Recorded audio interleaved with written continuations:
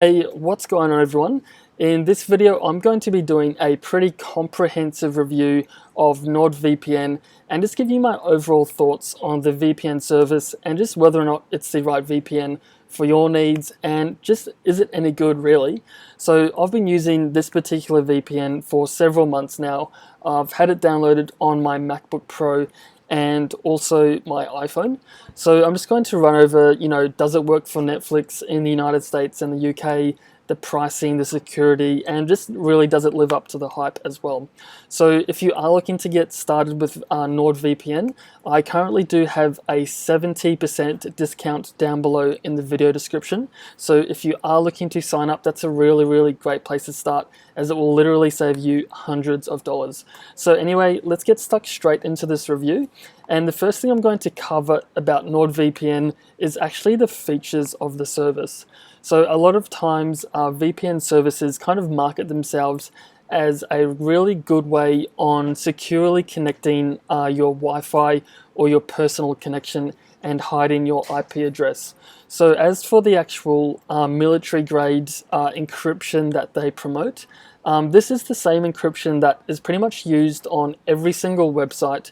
As of 2016, Google has been prioritizing websites that are HTTPS.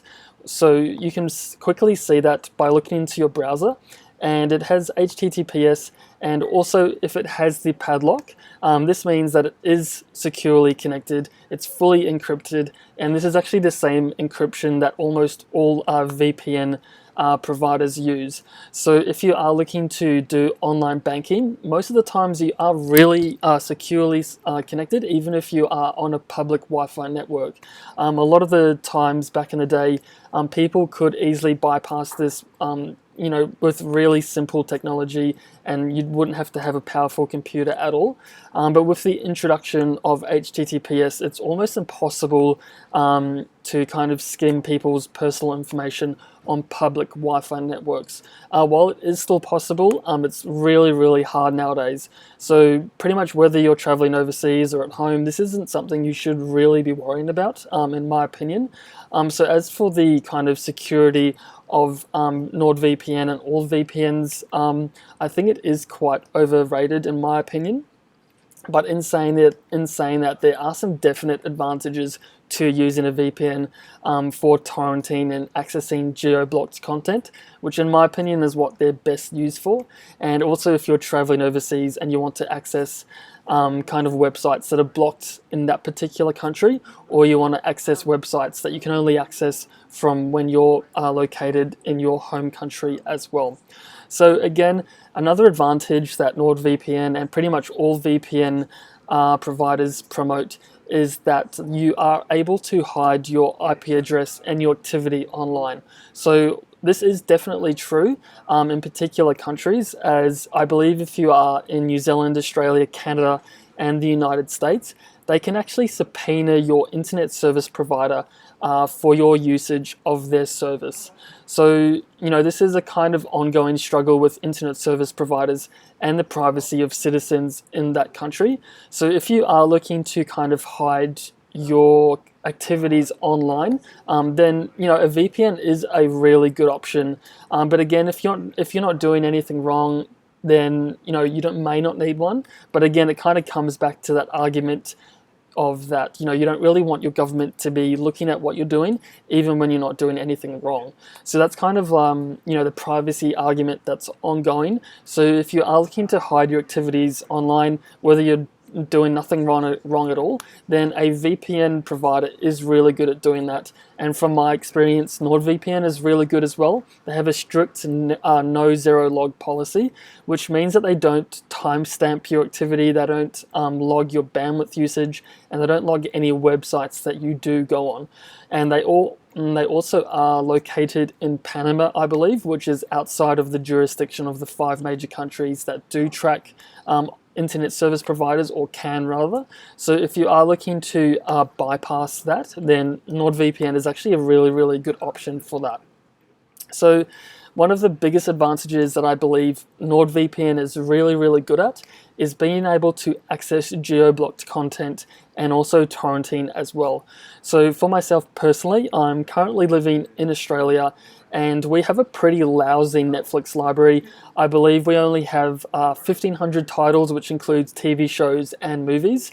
So this is a really kind of a lackluster lineup of content, and because of this, a lot of people outside of the United States do download VPNs so they can access the American version, which I believe is 4,500 plus titles. So for myself personally, NordVPN has been a really great option for doing that. From the top of my head, I think NordVPN has 5,200 plus servers, and I believe around 1,000 of those are located in the United States alone. So if an individual server is to run slowly or is to get blocked by Netflix, they automatically reroute you to the next fastest server. So from my own experience, I've been able to access the US version of Netflix pretty much 100% of the time. It's really fast and it's really reliable, and that's the only reason I pretty much use a VPN for. And I think that's the major advantage of using one as well. And also, if you are using torrenting websites like Pirate Bay and using torrent software like BitTorrent, then this is also a good choice, as it actually does hide your IP address as well, and you won't get any nasty letters from studios as well. So I'm just going to move over to the actual pricing of NordVPN. So as for the pricing, I think it's pretty moderate when compared to the competition. ExpressVPN I think is about $8 a month, which is really expensive. So when you compare it to ExpressVPN for a similar kind of the amount of servers and the speeds and the reliability, it actually is pretty cheap. So for the price, I do give it a A. And one of the downsides to this pricing structure, however, is that it is based on a 3-year plan, so you do have to pay upfront. So if you are kind of dedicated and you're going to be using Netflix for the next 3 years, or you're going to be traveling for the next 3 years, then this pricing is a really good option. But if you are going to be going month by month, then you can opt for the more expensive $11.95. So it almost is worth it to use the 3-year plan, as they kind of do try and funnel you to choose that option, as it financially does make more sense as well. And just as a side note, all of this pricing is in United States dollars. So if you're in Canada, New Zealand or Australia, just be aware of that, as you may get an increased bill when you actually do check out as well. So that's just kind of my overall opinion on the NordVPN service, the pricing and so on. So now I'm just going to dive in to how it actually performs using Netflix on my desktop, and I'm also going to show you the mobile version later on. So I'm currently on Netflix Australia. So to show you that I'm just going to search for Marvel, as we currently don't have any Disney or Marvel titles available within Australia. So if I just scroll down, there's no Marvel titles. However, if I quickly activate a United States server, quickly see that changes. So to do this, I'm just going to go to my NordVPN app, and pretty much all I have to do is click on the United States.